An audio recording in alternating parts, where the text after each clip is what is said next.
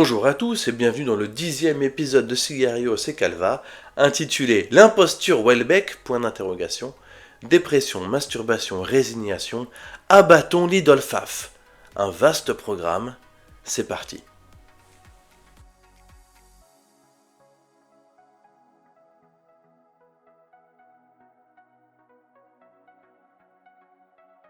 Pourquoi se payer Michel Houellebecq? Pourquoi s'en prendre à un écrivain qui déplaît à la gauche bien pensante et qui est encensé dans certains milieux faf? Pour ma part, et comme d'habitude, ce podcast n'engage que moi.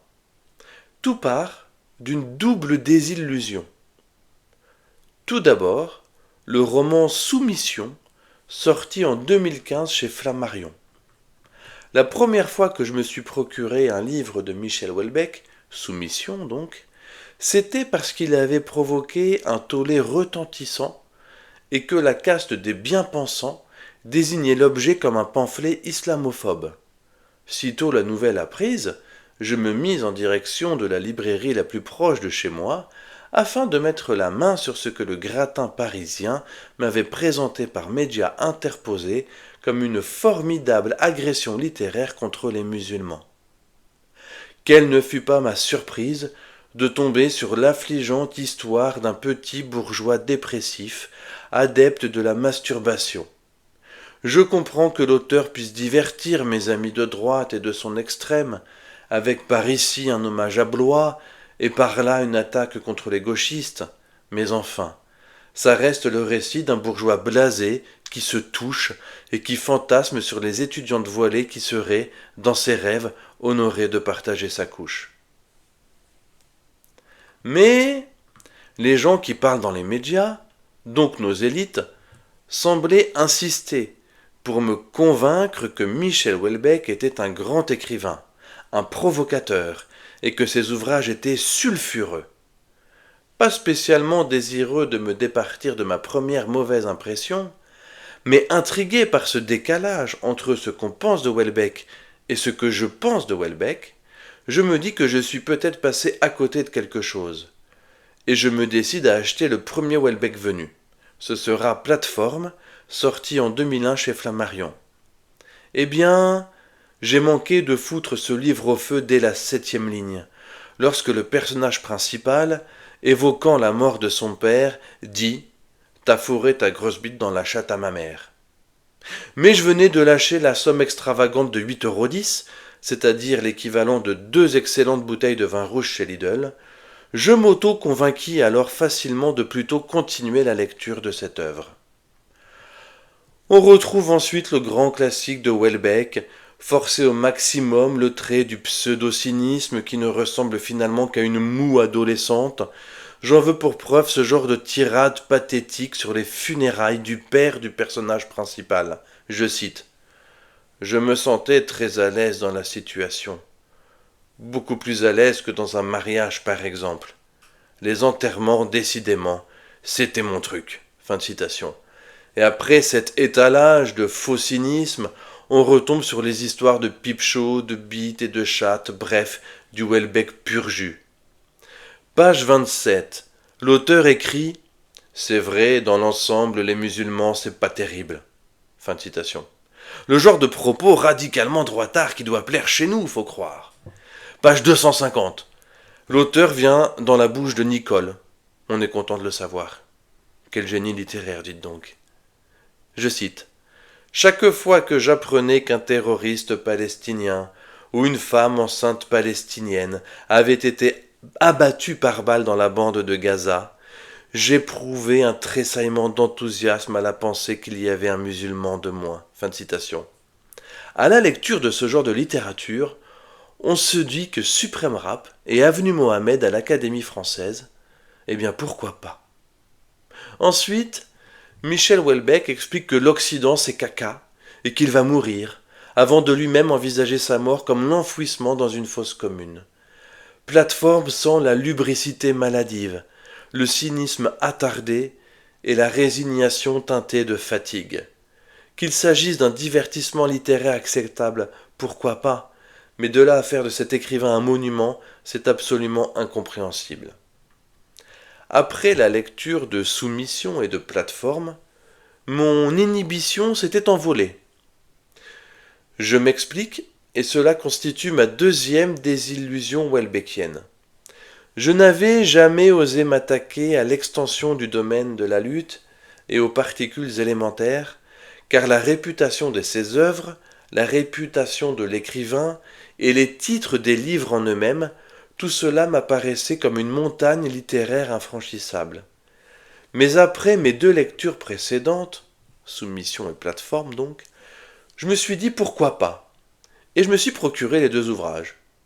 J'ai commencé par l'extension du domaine de la lutte, car il est 2 fois moins épais que les particules élémentaires.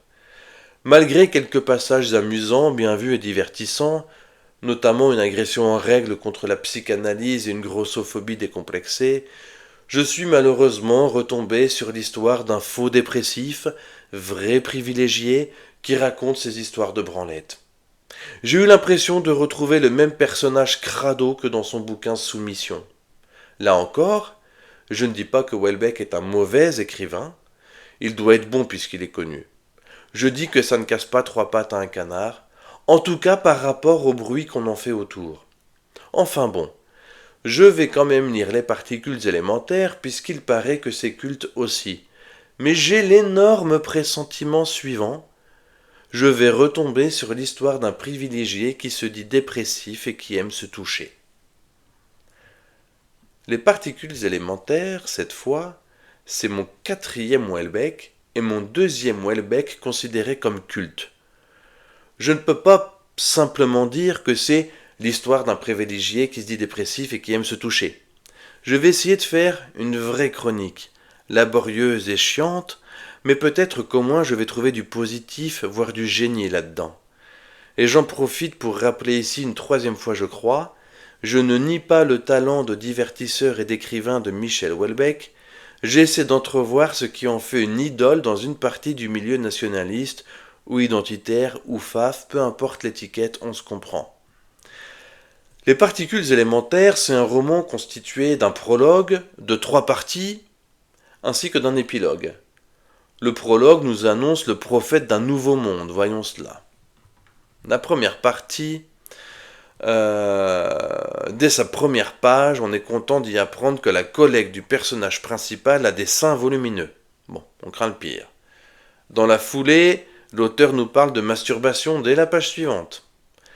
À la fin du premier chapitre, l'auteur parle d'organes sexuels tranchés, sujet qu'il aborde également à l'antépénultième chapitre d'extension du domaine de la lutte d'ailleurs. Étrange. Il décrit un groupe de PD, il évoque leurs fesses et leurs phallus, ce qui n'a aucun intérêt pour le récit. Le terme érection figure dans la dernière ligne avant le 3e paragraphe. On continue de patauger dans le Houellebecq poisseux, j'ai presque envie de jeter ce bouquin, j'ai l'impression de salir mes yeux. Allez, je dois m'accrocher, il y a sûrement du génie quelque part là-dedans, puisque le gars est une star de la littérature française actuelle controversée. À peine me suis-je replongé dans ma lecture, que je tombe sur « Sa bite lui servait à pisser et c'est tout ». Je suis en train de perdre patience. Je crois que je déteste encore plus les adorateurs de Houellebecq qu'une chronique littéraire partiale et mal foutue. Au chapitre 8, prétextant le récit d'un bizutage, le porc Houellebecq évoque des pratiques sexuelles entre garçons de 11 à 14 ans. Je n'ai pas le cœur de citer cette merde, je tourne la page avec dégoût. De longues pages sur la misère sexuelle de son personnage et sur l'obsession houellebeckienne de la masturbation, pour en arriver à ce sommet de la littérature, la douleur s'avivait dans son slip. Je suis consterné. Juste avant le 12e chapitre, un passage d'une incroyable hauteur philosophique. J'aimerais penser que le moi est une illusion. Il n'empêche que c'est une illusion douloureuse. Je crois que je préfère encore voir un carpe diem tatoué sur un bras. Ce personnage, hautement philosophique, commet d'ailleurs quelques lignes plus loin une exhibition sexuelle devant 2 filles de 12 ans qui s'intéressaient au spectacle. Nous dit l'auteur. On retrouve dans ce chapitre 12 le terme judéo-christianisme, déjà évoqué plus tôt dans ce livre. Mais le judéo-christianisme, n'existe pas. Je vous invite à écouter le 9e Cigario et Calva qui est consacré uniquement à cette question.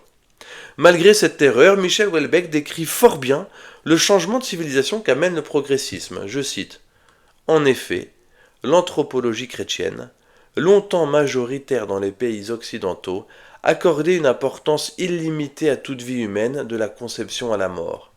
Cette importance est à relier au fait que les chrétiens croyaient à l'existence, à l'intérieur du corps humain, d'une âme. Une âme dans son principe immortel, et destinée à être ultérieurement reliée à Dieu. Sous l'impulsion des progrès de la biologie, devait peu à peu se développer au XIXe et au XXe siècle une anthropologie matérialiste, radicalement différente dans ses présupposés et beaucoup plus modeste dans ses recommandations éthiques. D'une part, le fœtus, petit amas de cellules en état de différenciation progressive, ne s'y voyait attribuer d'existence individuelle autonome qu'à la condition de réunir un certain consensus social, absence de tare génétique invalidante, accord des parents. D'autre part, le vieillard, amas d'organes en état de dislocation continue, ne pouvait réellement faire état de son droit à la survie que sous réserve d'une coordination suffisante de ses fonctions organiques, introduction du concept de dignité humaine. Les problèmes éthiques ainsi posés par les âges extrêmes de la vie, l'avortement puis quelques décennies plus tard l'euthanasie, devaient dès lors constituer des facteurs d'opposition indépassables entre deux visions du monde, deux anthropologies au fond radicalement antagonistes. Juste après cela, qui est un passage intéressant, Houellebecq revient à ses fondamentaux. Son personnage se masturbe en pensant à sa mère, puis éclate à coups de pierre le crâne d'un chat qui le regardait se toucher. On finit toujours dans les latrines de la pensée avec Houellebecq. La première partie se termine avec la mort de la grand-mère, donc de son personnage Michel, au terme de quelques pages agréables à lire, ce qui renforce mon opinion acquise et communiquée jusqu'ici.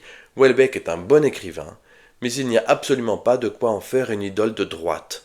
Et ça me permet de rappeler le sens de mon propos. Mon objectif n'est pas de détruire Michel Houellebecq, mais de détruire sa statue qui traîne je ne sais pourquoi dans le jardin nationaliste. Dès la deuxième page de la deuxième partie de ce livre, on est content d'apprendre qu'à la vue de deux adolescentes en t-shirt blanc, son personnage a, je cite, « mal à la bite ». Fin de citation.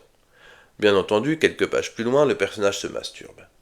Je crois qu'un jour, si je gagne au loto, auquel je ne joue pas, je paierai un gars pour compter les séances de masturbation décrites par Houellebecq dans son œuvre. Cela relève quand même de l'obsession, c'est très étrange. Ce premier chapitre se termine d'ailleurs sur une éjaculation. Ah, vraiment, quel chef-d'œuvre! J'ai à peine le temps de lire quelques pages que l'auteur m'inflige cette fois tout un paragraphe sur la branlette espagnole. Quelle lourdeur! Pitié! Je suis encore et toujours en train de lire des pages dégueulasses et inintéressantes quand j'ai du Houellebecq dans les mains. Je préfère largement Combat pour Berlin de Joseph Goebbels ou n'importe quelle aventure d'un héros de Steve Berry.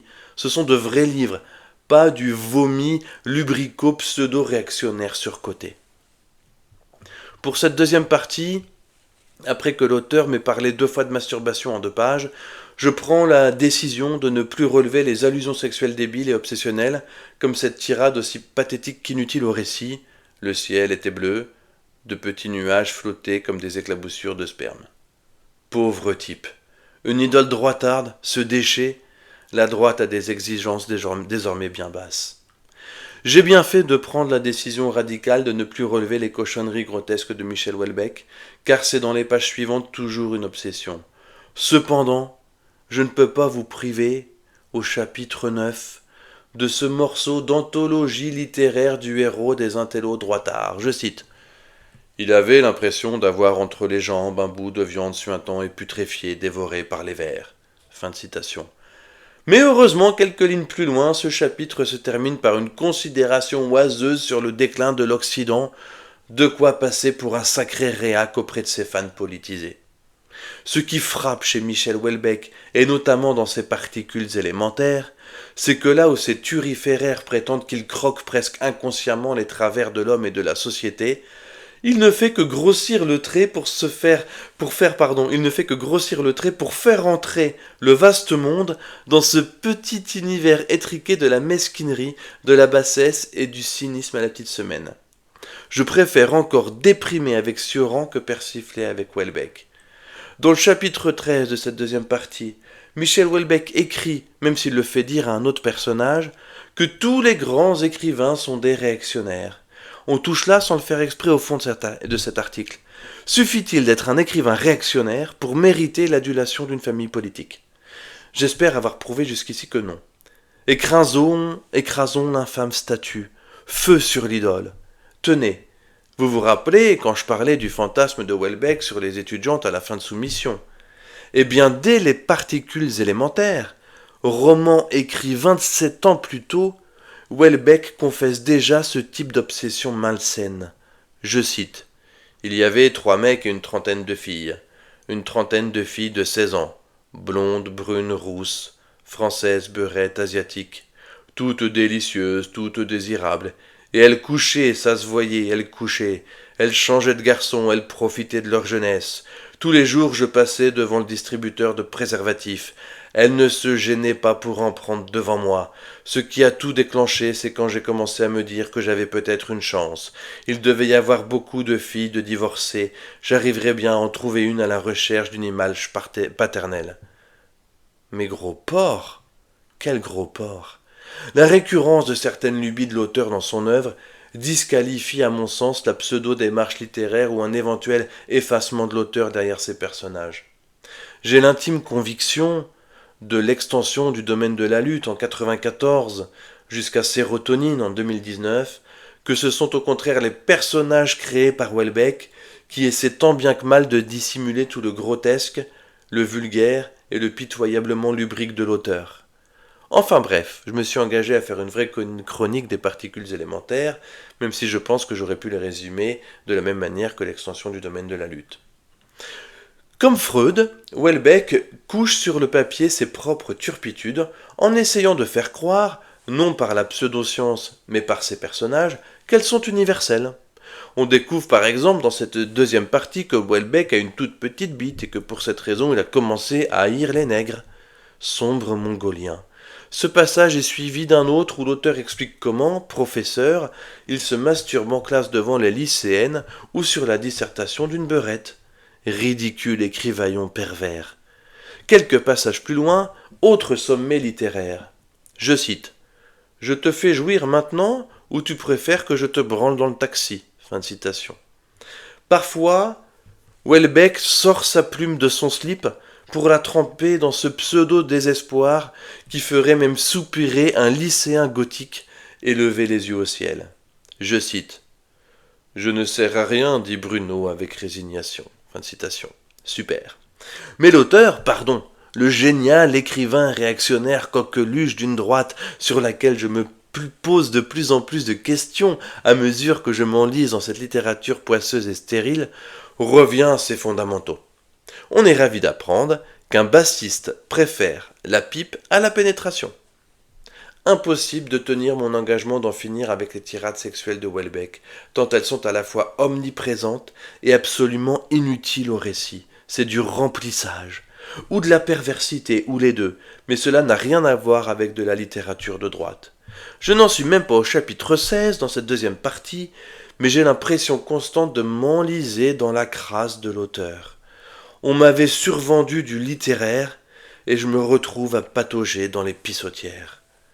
Au chapitre 17, l'égérie droitarde crache sur le patriotisme. Je cite. « La traditionnelle lucidité des dépressifs, souvent décrite comme un désinvestissement radical à l'égard des préoccupations humaines, se manifeste en tout premier lieu par un manque d'intérêt pour les questions effectivement peu intéressantes. Ainsi peut-on, à la rigueur, imaginer un dépressif amoureux, tandis qu'un dépressif patriote paraît franchement inconcevable. Au chapitre 19, les termes « suicide occidental » doivent, je l'imagine, donner le frisson aux déclinistes qui aiment disserter sur l'inexorable fin du monde blanc, sur notre incapacité à être à la hauteur de nos illustres ancêtres et sur la grande supériorité, dans ces conditions, de la métapolitique sur l'engagement patriotique. 4 lignes plus tard, on apprend que le personnage n'aime plus trop pénétrer sa compagne. Ah, la belle littérature droitarde que voilà. Mais que brûle cette ignoble statue, Que fait-elle, cette statue érigée à la gloire de Houellebecq, dans le si beau jardin nationaliste à Bâton-là? Mais critiquer le patriotisme et prêcher la fin de l'Occident ne suffit pas. Quelques pages avant la fin de cette deuxième partie, l'auteur arrive à blasphémer gravement la religion catholique, je cite, « Christ n'est pas ressuscité, il a perdu son combat contre la mort ». Fin de citation. Houellebecq, au final, ne fait que prêcher la même chose que le camp de l'anti-France, décadence, antipatriotisme, fin de l'homme blanc et antichristianisme. La troisième partie de ce livre, elle est très courte, elle est blindée de pseudo-philosophie, digne d'étudiants accoudés au comptoir en fin de soirée, et cette troisième partie est assez inintéressante, même si l'auteur idole de la droite parvient bien entendu à dénigrer le catholicisme en le jugeant inférieur à la modernité. Arrive l'épilogue, et la grandiloquence de la fin de l'ouvrage n'est pas du tout conforme à l'ouvrage en lui-même. Dans cet épilogue, Houellebecq arrive encore à dénoncer le christianisme, qu'il place cette fois-ci à égalité avec le judaïsme et l'islam, première insulte, pour le juger inférieur aux travaux scientifiques, deuxième insulte. Voilà, j'en ai terminé avec cette chronique des particules élémentaires, mais je ne crois pas vous en avoir beaucoup plus appris sur l'auteur que ce que j'avais déjà dit au début de ce podcast. Enfin bon, comme je sais que Michel Houellebecq aura toujours des défenseurs dans notre milieu, même si de bonne foi je ne comprends absolument pas pourquoi, j'ai décidé de me taper son prix Goncourt, La carte et le territoire. En effet, Michel Houellebecq a reçu en 2010 le prix Goncourt, le plus prestigieux des prix littéraires français, donc pour ce roman La carte et le territoire. À la 22e page d'un récit soporifique, Michel Houellebecq tombe dans le délire égotique de faire de lui-même une référence de son personnage principal. Je cite. « Michel Houellebecq ? Tu connais ? » demanda Ged, surpris. Jamais il n'aurait soupçonné que son père puisse encore s'intéresser à une production culturelle quelconque.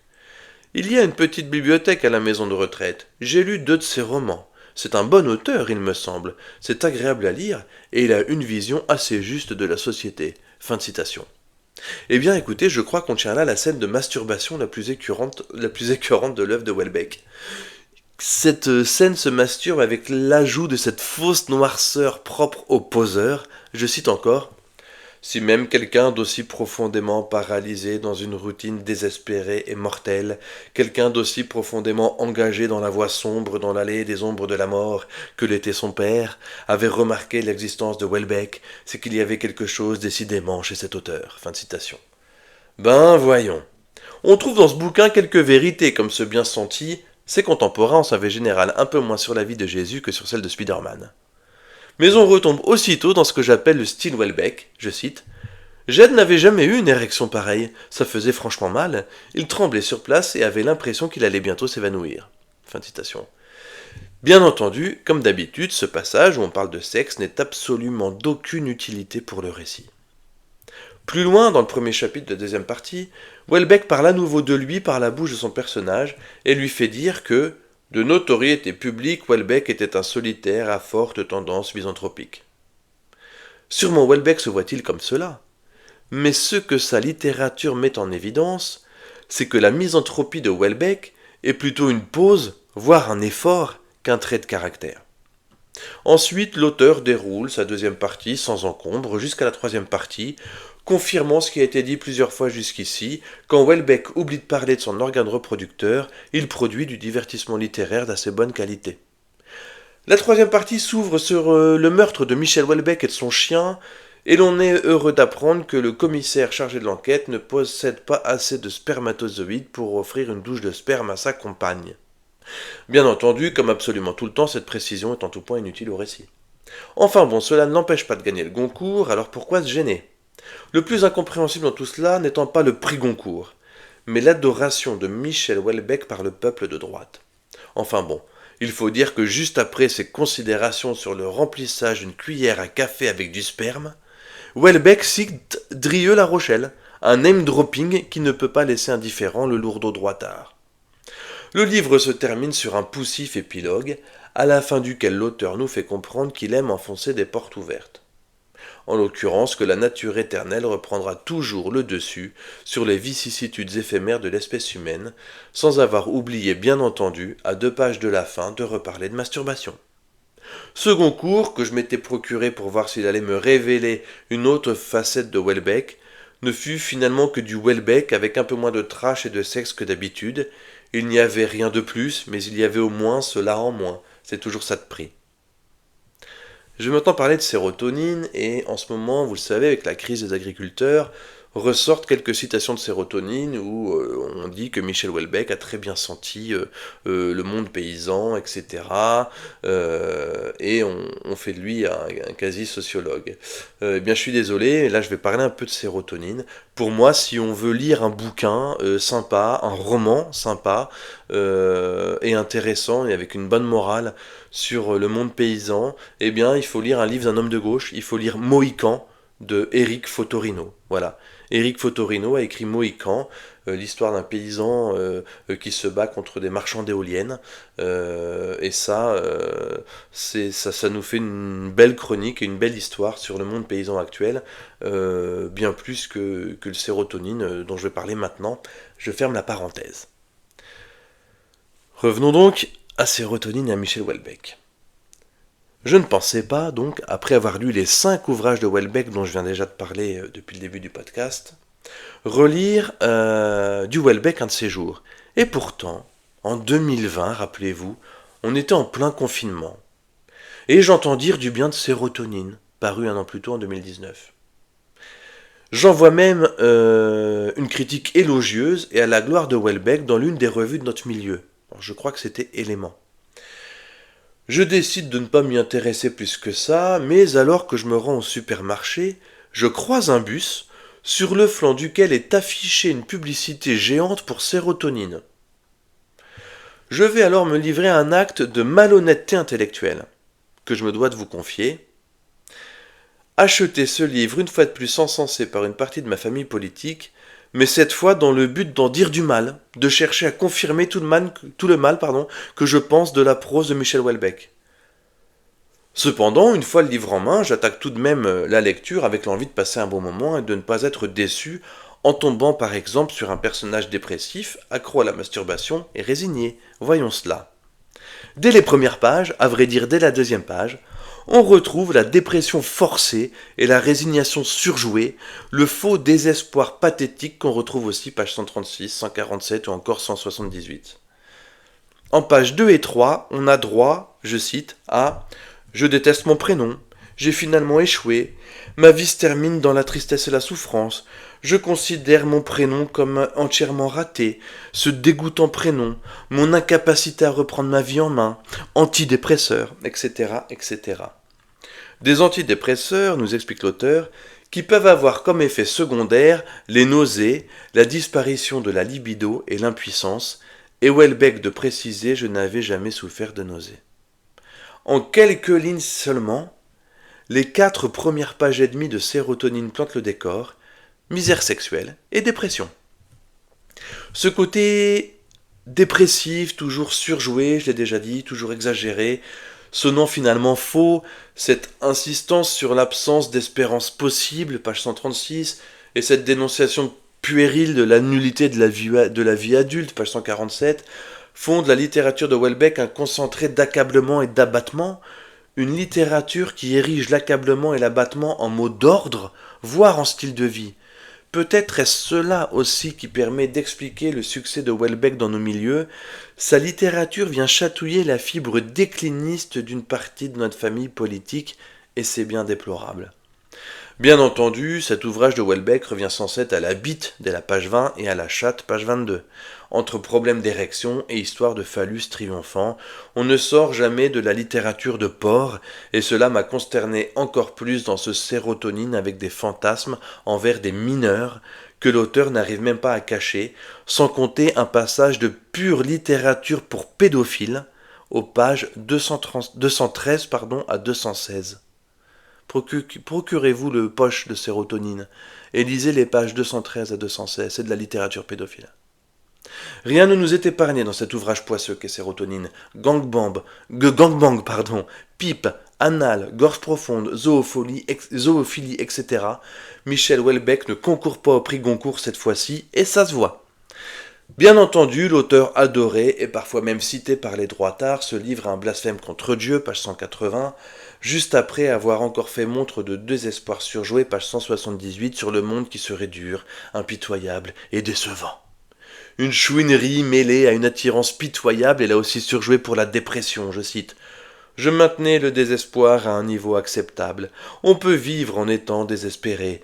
Et même la plupart des gens vivent comme ça. De temps en temps quand même, ils se demandent s'ils peuvent se laisser aller à une bouffée d'espoir. Enfin, ils se posent la question avant d'y répondre par la négative. Fin de citation.